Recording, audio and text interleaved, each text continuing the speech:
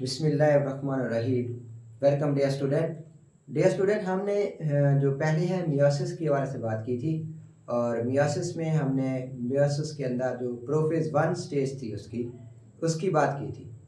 तो आज का जो रिमेनिंग टॉपिक है जिसमें हमने मेटाफेज वन, इसके अलावा एनाफेज वन, टीलोफेज वन, फिर इसी तरह सिमिलर जो मियोसिस टू है उसके अंदर prophase to, metaphase two, anaphase to और टीलोफेज टू जो है उसको हम बात करेंगे। अच्छा, ये जो माइटोसिस है, मेटाफेज वन है, ये सेम है माइटोसिस के मेटाफेज वन की तरह, थोड़ा बहुत इसके अंदर तब्दीली है। हमने जो प्रीवियस लेक्चर है उसके अंदर एक होमोलोगस क्रोमोसोम बनाया था इस तरह से, अगर आपको याद हो कि हमने कहा था कि ऐसा होता है कि दो क्रोमोसोम्स जो हैं पेयर की शक्ल में। होमोलोगस क्रोमोसोम्स एक ऐसा क्रोमोसोम्स होता है जिनमें जो जेनेटिकली जो चीज़ें होती हैं वो सेम होती हैं। मिसाल के तौर पर अगर हमारे पास लेट्स सपोज कि हमारे पास एक पेयर ऑफ क्रोमोसोम्स है या क्रोमोसोम्स है, और इसी तरह हमारे पास एक और क्रोमोसोम्स है इस तरह से। तो अब ये जो क्रोमोसोम्स हैं जब ये एक दूसरे से इस तरह से आपस में आते हैं तो अब ये बन जाते हैं होमोलोगस क्रोमोसोम्स। अब इस क्रोमोसोम में और इस क्रोमोसोम में जो जेनेटिकली जो वेरिएशंस हैं, जेनेटिक मटेरियल्स हैं, कोड, ये तकरीबन ऑलमोस्ट सेम होते हैं। तो ये वजह से हम कहते हैं होमोलोगस क्रोमोसोम। तो ये दो क्रोमोसोम्स यानी कि ये क्रोमोसोम्स और ये क्रोमोसोम्स इस तरह से आपस में आते हैं, आपने लास्ट क्लास में पढ़ा होगा, और एक दूसरे को क्रॉस करते हैं। ठीक है, क्रॉस करने के बाद ये जो क्रोमोसोम्स हैं इन्हें हम नाम देते हैं होमोलोगस क्रोमोसोम। ठीक है, यहाँ पे लिख देते हैं कि होमोलोगस क्रोमोसोम्स कैसे होते हैं। Homologous chromosomes, dear student, homologous chromosomes वो क्रोमोसोम्स हैं जिनमें जो जेनेटिक वेरिएशंस हैं वो सेम होती हैं, जेनेटिकली वो सेम होते हैं। अब ये एक क्रोमोसोम्स हो गया हमारे पास और ये दूसरा क्रोमोसोम्स हो गया। अब ये जो क्रोमोसोम्स हैं इसके साथ एक ये वाला क्रोमोसोम्स,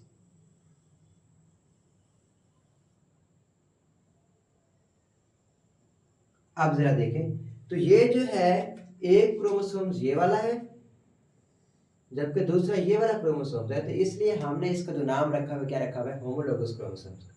तो जो मियोसिस है इसमें टेट्राड होते हैं। ठीक है, टेट्राड का लफ्ज़ इस्तेमाल होगा आपकी बुक्स में, देखें खड़ा है, ये कहता है कि ईच स्पिंडल फाइबर्स अटैच या the tetrad attach with the spindle fibres. क्या होता है कि ये जो क्रोमेटिड्स होते हैं, क्रोमेटिड्स की तादाद कितनी है, 1 2 1 2 3 4, तो टोटल कितने क्रोमेटिड्स होते हैं, क्रोमेटिड्स क्रोमेटिड्स टोटल होते हैं यहाँ पर 4। समझ आई, ये एक क्रोमेटिड्स हो गया। ठीक है, हम दोबारा इसको जो है आपको बताने की कोशिश करते हैं। देखिए बच्चे, ये जो क्रोमोसोम्स हैं ये जब इस शक्ल के अंदर मौजूद होते हैं इस शक्ल में, तो ये एक क्रोमोसोम्स है। लेकिन अगर ये सिंगल होगा, अगर हम सिंगल की बात करेंगे तो ये क्रोमेटिड्स है, ये अलहदा क्रोमेटिड्स है, ये अलहदा क्रोमेटिड्स और ये ब्लैक वाला अलहदा क्रोमेटिड्स है। इसी तरह यहाँ पे ये अलहदा क्रोमेटिड्स है, ये अलहदा है, ये अलहदा और ये अलहदा है। तो इसके लिए जो चार का जो लफ्ज़ है, चार के लिए एक लफ्ज़ इस्तेमाल होता है उसे हम कहते हैं टैट्रेट। तो नंबर ऑफ क्रोमेटिड्स कितने हो गए यहाँ पर, क्रोमेटिड्स के टैट्रेट हो गए। तो इसलिए आपकी बुक्स में कहता है कि टैट्रेट अटैच होते हैं किसके साथ, स्पिंडल फाइबर्स के साथ। नंबर एक पॉइंट इसका, टैट्रेट्स अटैच होते हैं, जुड़े हुए होंगे किसके साथ, स्पिंडल फाइबर्स, स्पिंडल फाइबर्स के साथ ये क्या होंगे, अटैच्ड होंगे। ठीक है, वो कैसे अटैच होंगे डियर स्टूडेंट, कुछ इस तरह से वो होंगे, क्या अटैच होंगे। ये एक क्रोमोसोम्स हो गया, ठीक हो गया, और इसके अलावा जो दूसरा क्रोमोसोम है इसके साथ, ठीक है, वो दूसरा क्रोमोसोम्स वो भी कुछ इस तरह से जो होगा क्या होगा, अटैच्ड होगा। इसी तरह यहाँ पे नीचे जो है, ठीक है, इस तरफ एक क्रोमोसोम्स होगा, अटैच होगा, यहाँ पर एक और क्रोमोसोम होगा, इसी तरह एक यहाँ पे एक क्रोमोसोम्स होगा। तो ये जो क्रोमोसोम्स होंगे क्या होंगे, एक दूसरे के साथ अटैच्ड होंगे। ठीक हो गया एक, ठीक है। और इधर से जो है इस तरह से क्रोमोसोम्स एक दूसरे के साथ क्या होंगे, अटैच्ड हो रहे होंगे। ठीक है। और अब इसके साथ क्या जुड़ा होगा, स्पिंडल फाइबर्स। सेंटर में क्या जुड़ा होगा, स्पिंडल फाइबर्स। अब जो है देखिए, स्पिंडल फाइबर्स किसको कहा जाता है, ये जो बच्चे ये जो धागे होते हैं, इन धागों को कहा जाता है स्पिंडल फाइबर्स। तो हर टेट्रेट के साथ, हर एक क्रोमोसोम्स के साथ क्या जुड़ा हुआ है, स्पिंडल फाइबर्स। और अगर आप गौर करें तो हमारे पास ये जो सेल है, इसके अंदर जो क्रोमोसोम्स हैं वो अपने आप को बिल्कुल इक्वेटर की पोजीशन में, इक्वेटर कहते हैं दरमियान में, बिल्कुल जो सेल है, सेल के दरमियान में जो है लेकर आते हैं, अलाइन करते हैं। अलाइन कहते हैं तरतीब देते हैं सेल की इक्वेटर पोजीशंस पे। ठीक है। तो हम लिखेंगे कि यहाँ पर जो है जो क्रोमोसोम्स हैं, क्रोमोसोम्स वो अपने आप को अलाइन करते हैं, अलाइन कहते हैं तरतीब देते हैं, कहाँ पर, इक्वेटर पोजीशन पर, सेल के बिल्कुल दरमियान में। जैसा ये देखें, ये इक्वेटर पोजीशन है दरमियान में, और इस तरह का इक्वेटर पोजीशन में अपने आप को अरेंज करके ये एक चीज़ बनाते हैं, उसे हम कहते हैं मेटाफेस प्लेट। तो ये क्या बना देते हैं, मेटाफेस प्लेट बना देते हैं। क्रोमोसोम्स अपने आप को मेटाफेज 1 के अंदर, सीक्वेंस के अंदर दरमियान में तरतीब लाते हैं, और दरमियान में तरतीब लाने के बाद एक प्लेट बना देते हैं, उससे हम क्या कहते हैं, मेटाफेज प्लेट। फिर सुने कि टेट्रेट अटैच होता है। टेट्रेट क्या जाता है, ये 4 नंबर ऑफ क्रोमोसोम, 1 2 3 4, हर एक 4 नंबर ऑफ क्रोमोसोम्स हैं। इन दोनों के साथ किसके साथ अटैच है, स्पिंडल फाइबर के साथ अटैच है, सेंटर में यहाँ पर इस तरह से। ठीक है। तो स्पिंडल फाइबर के साथ अटैच्ड है, और अपने आप को ये जो क्रोमोसोम्स हैं ये दरमियान में, सेंटर में, इक्वेटर पोजीशन पर ले आते हैं। ये जो पोजीशन दरमियान से हम कहते हैं इक्वेटर पोजीशन, और अलाइन कर देते हैं, और ये एक प्लेट बना देते हैं जिससे हम मेटाफेस प्लेट का नाम लेते हैं। और ये प्रोसेस जो है किस में होता है, मेटाफेस 1 में होता है। अब आगे आ जाए, एनाफेज 1 के अंदर आते हैं। एनाफेज 1 में ईच स्पिंडल फाइबर जो होता है attach with a single chromosomes, कि हर जो स्पिंडल फाइबर जो है वो अटैच होता है सिंगल क्रोमोसोम्स के साथ। ठीक है। ईच स्पिंडल फाइबर्स, हर एक स्पिंडल फाइबर जो होगा वो क्या जुड़ा होगा, ठीक है, 1 क्रोमोसोम्स, एक क्रोमोसोम्स के साथ एक स्पिंडल फाइबर जुड़ा होता है। ये देखें, एक स्पिंडल फाइबर है, और ये यहाँ से यहाँ तक एक क्रोमोसोम है, यानी कि इस तरह से ये हमारे पास अगर एक क्रोमोसोम्स है, तो ये जो स्पिंडल फाइबर है एक एक क्रोमोसोम्स के साथ एक स्पिंडल फाइबर अटैच होगा। फिर इसी तरह जो दूसरा क्रोमोसोम्स होगा ऐसे, ठीक है, उसके साथ जो है ये दूसरा स्पिंडल फाइबर क्या होगा, अटैच होगा। तो टोटल कितने स्पिंडल फाइबर हैं, 1 और ये 2। ठीक है। तो 1 क्रोमोसोम्स, और ये क्या है, दूसरा क्रोमोसोम। 2 क्रोमोसोम होंगे तो 2 स्पिंडल फाइबर्स। अगर क्रोमोसोम सिंगल है तो स्पिंडल फाइबर भी क्या होगा, एक होगा। तो हर क्रोमोसोम के साथ एक स्पिंडल फाइबर लाजमी क्या होगा, अटैच होगा। और फिर होगा क्या कि इसमें एक पुलिंग फोर्स पैदा होगी। पुलिंग फोर्स, पुलिंग फोर्स क्या होगी कि ये जो क्रोमोसोम्स है ये वाले, इस क्रोमोसोम्स को एक फोर्स के जरिए खींचा जाएगा। यहाँ पर देखें, अब ये जो क्रोमोसोम्स है इसको इस तरफ से खींचा जाएगा, इस पोल्स की तरफ, और ये जो क्रोमोसोम है ये वाला क्रोमोसोम्स, इस क्रोमोसोम्स को इस पोल्स की तरफ क्या किया जाएगा, खींचा जाएगा। तो एक पुलिंग फोर्स पैदा होगी, खिंचाव की एक फोर्स पैदा होगी। अब इसके नतीजे में होगा क्या कि ये जो क्रोमोसोम्स हैं ये एक दूसरे के साथ क्या हो जाएंगे, सेपरेट हो जाएंगे, अलग अलग हो जाएंगे, सेपरेट, अलग हो जाएंगे। ठीक है, अब अलग कैसे होंगे कि ये जो रेड है, ठीक है, ये इस तरह से क्या होंगे, एक दूसरे से अलग हो जाएंगे।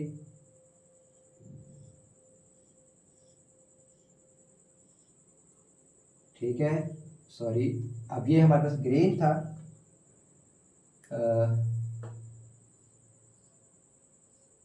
इस तरह से जो है ये क्रोमोसोम्स एक दूसरे से क्या हो जाएंगे, अलग हो जाएंगे।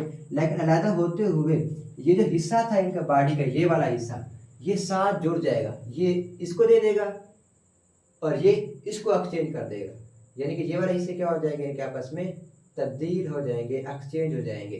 तो इसी तरह जो ये जो क्रोमोसोम्स है रेड, इसके पास ये वाला हिस्सा इसके पास आ जाएगा, फिर इसी तरह इसके पास होगा यहाँ पर, इधर से ये वाला हिस्सा। तो ये एक्सचेंज ऑफ सेगमेंट्स हो रहा है। हमने प्रीवियस लेक्चर्स के अंदर इसको डिटेल के साथ देखा भी था कि एक्सचेंज ऑफ जो सेगमेंट है वो किस तरह से हो रहा था। तो ये अपने आप को जो सेगमेंट्स हैं वो क्या कर देते हैं, एक्सचेंज कर देंगे। तो इस तरह से जो है ये क्रोमोसोम्स एनाफेज बॉडी के अंदर क्या कर लेंगे, अपने आप को अलग कर देंगे, सेपरेट हो जाते हैं। अब ये जो टीलोफेज है, ये टीलोफेज तकरीबन ऑलमोस्ट सेम है माइटोसिस की तरह। जैसा कि माइटोसिस में क्या हुआ था, माइटोसिस में हुआ था कि जो न्यूक्लियर इन्वेलप है, ठीक है, न्यूक्लियस के ऊपर जो एक मेम्ब्रेन होती है उसकी फॉर्मेशन होगी, न्यूक्लियर इन्वेलप, न्यूक्लियर इन्वेलप क्या हो जाएगी, फॉर्म होगी, बनेगी।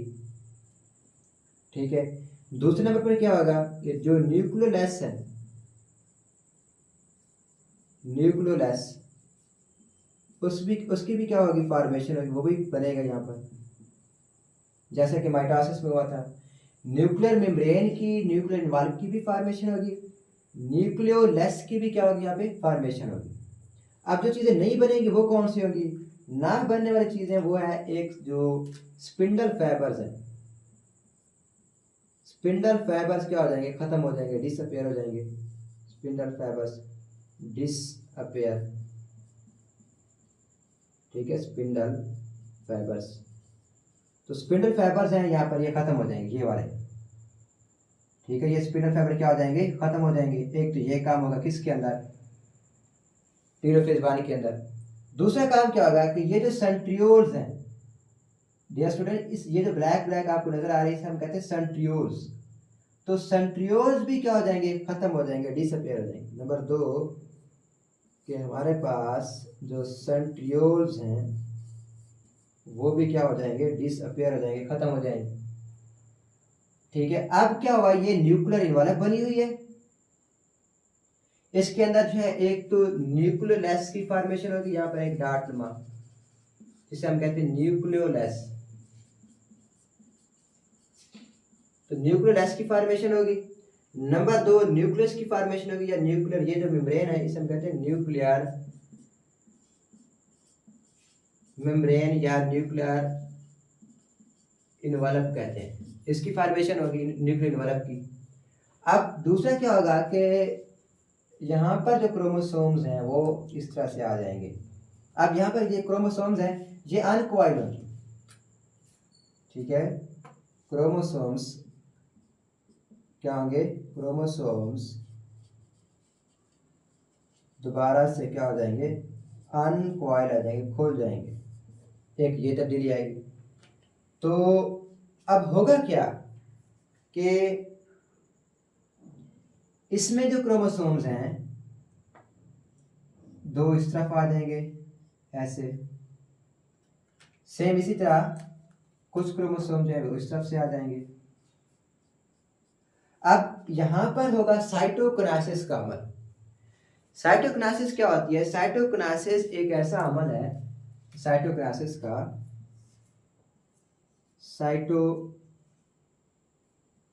साइटोकिनेसिस,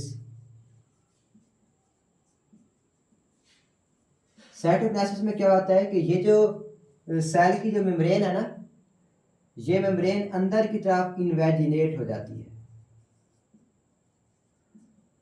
और इससे जो साइटोप्लाज्म है वो क्या हो जाता है, तकसीम हो जाता है।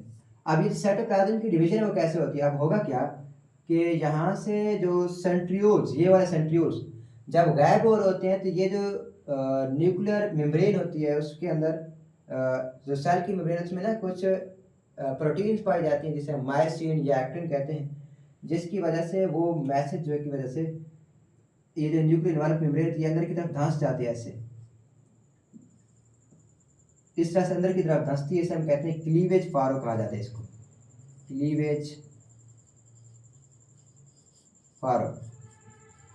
कि इसमें जो मेम्ब्रेन है वो अंदर की तरफ धंस जाती है, फिर क्या होगा कि आस्ते आस्ते ये धंसती धंसती क्या हो जाएगी, एक सेल ये अलग हो जाएगा ये वाला सेल, और ये वाला सेल क्या हो जाएगा, अलग हो जाएगा। तो बनने वाले दोनों सेल के अंदर जो क्रोमोसोम्स की तादाद होगी वो हाफ होती है जितनी कि पेरेंट में होगी। अगर पेरेंट के अंदर 10 क्रोमोसोम्स हैं तो बनने वाले डॉटर सेल के अंदर क्या होते हैं, 5 क्रोमोसोम्स होंगे। अगर पेरेंट सेल के पास 8 नंबर ऑफ क्रोमोसोम्स थे तो आगे जो डॉटर सेल बनेगा उनमें 4 नंबर ऑफ क्रोमोसोम होंगे हर एक सेल के अंदर। अब ये तो मियोसिस 1 होगी। जो मियोसिस 2 है डियर स्टूडेंट, मियोसिस 2 बिल्कुल सिमिलर है किसकी तरह, जो माइटोसिस की तरह। अब यहाँ पर क्या होगा कि इसमें भी जो है पहला स्टेज होगा यहाँ पे प्रोफेज 2 होगा यहाँ पर। अब प्रोफेज 2 के अंदर क्या होगा कि जैसा कि हमारे पास जो माइटोसिस था, माइटोसिस के अंदर क्या होता था कि ये जो स्पिंडल फाइबर्स हैं इनकी फॉर्मेशन होती है, ठीक है, स्पिंडल फाइबर्स की फॉर्मेशन होगी, ठीक है, ये प्रोफेज 1 में होता है स्पिंडल फाइबर्स की फॉर्मेशन, देख देते हैं स्पिंडल फाइबर्स ये बनेंगे। अच्छा, इसी तरह आपके सामने ये जो सेंट्रियोल्स हैं, ये ब्लैक कलर की हम कहते हैं सेंट्रियोल्स, तो ये जो सेंट्रियोल्स हैं ये भी किस में बनते हैं, प्रोफेज 2 के अंदर बनेंगे। नंबर 2 सेंट्रियोल्स की फॉर्मेशन होगी, सेंट्रियोल्स की। अच्छा, इसके अलावा इस न्यूक्लियस के अंदर क्रोमैटिन मौजूद होता है जो कि कंडेंस होकर, क्रोमैटिन जो है वो क्या होगा, कंडेंस होगा, क्रोमैटिन कंडेंस होकर ये बना देता है क्रोमोसोम, क्रोमैटिन कंडेंस, और कंडेंस होकर ये क्या बना देगा, क्रोमोसोम्स। ये जो क्रोमोसोम्स की फॉर्मेशन है ये भी कहाँ पे हो रही है, प्रोफेज 2 के अंदर। तो ये होता क्या है कि ये इस तरह से मौजूद होते हैं, कौन, क्रोमैटिन। अब ये जो क्रोमैटिन है ये आपस में कंडेंस होते जाते हैं और कंडेंस होकर ये क्या बना देते हैं, एक क्रोमोसोम्स बना देते हैं। क्या बना देते हैं, ये क्रोमोसोम्स बना देते हैं। तो क्रोमोसोम्स की फॉर्मेशन भी प्रोफेज 1 में हो रही होती है। इसके अलावा दूसरी क्या चीज होगी कि ये जो न्यूक्लियर इन्वॉल्व होती है, ठीक है, न्यूक्लियर मेम्ब्रेन भी जिसे कहते हैं, जो न्यूक्लियर मेम्ब्रेन होती है वो इसमें क्या हो जाता है, डिसअपियर हो जाती है, खत्म हो जाती है, गायब हो जाती है। ये भी प्रोफेज 1 में होता है, ये सिमिलर है माइटोसिस की तरह। इसके अलावा जो दूसरे वो न्यूक्लियोलस है, ये देखें हमने यहाँ पे बनाया था, ये जो न्यूक्लियोलस है, ठीक है, ये बना हुआ है, तो ये जो न्यूक्लियोलस है ये भी, इसकी भी, ये भी क्या हो जाता है, डिसअपियर हो जाता है, किसके अंदर, प्रोफेज 1 के अंदर। अब आ जाए प्रोफेज 2 के, प्रोफेज 2 क्या होता है, प्रोफेज 2, डियर स्टूडेंट, प्रोफेज 2 जो है वो सिमिलर है, इसमें कोई खास तब्दीलियां नहीं है। प्रोफेज 2 में जैसे कि यहाँ पर प्रोफेज जो हमारे पास, सॉरी, प्रोफेज 2 तो हमने देखे, ये कौन सा हमारे पास, ये हमारे पास मेटाफेज 2 है, मेटाफेज 2।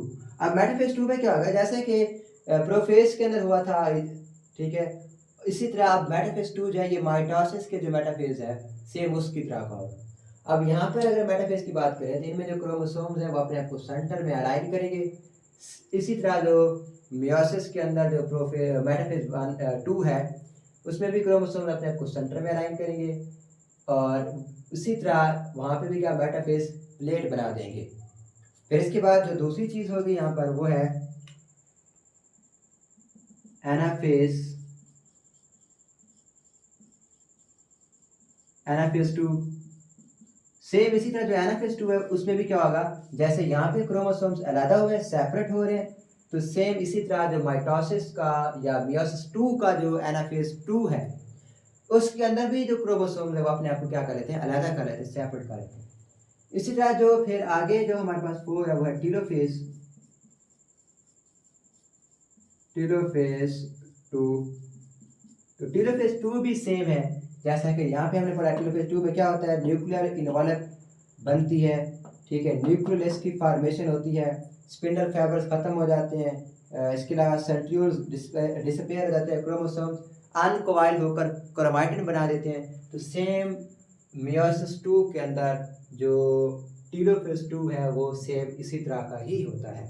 तो ये आज का जो था आपके मियोसिस की ओर से टॉपिक था। अगर कोई सवाल है तो आप कमेंट सेक्शन में पूछ सकते हैं। मिलते हैं अगली वीडियो के अंदर, तब तक जो है आपको बेस्ट ऑफ लक है। अल्लाह हाफिज़।